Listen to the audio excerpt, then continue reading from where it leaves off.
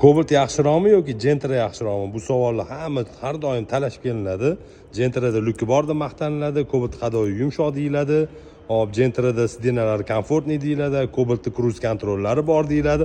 Xullas bu tema hech qachon tugamasa kerak. Siz qaysi birini zo'rroq deb bilsangiz, albatta kommentariyada fikringizni yozib keting. Men bugun sizlarga ko'rsatmoqchi bo'lgan zapchazim, hop, Cobalt mashinasini fara shishasi bo'ladi.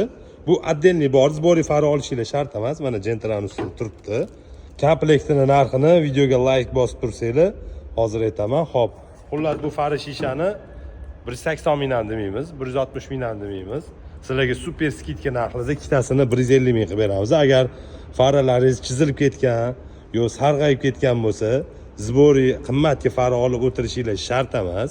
Mana shunaqa shishasini o'zini alishtirib olsanglar, xudo xolasa ideal bo'ladi. Kimga kerak bo'lsa, bemalol bizga Farxatskiy 68-do'konga murojaat qilaveringlar. Boshqa mashinalarda ham fara shishalar bor.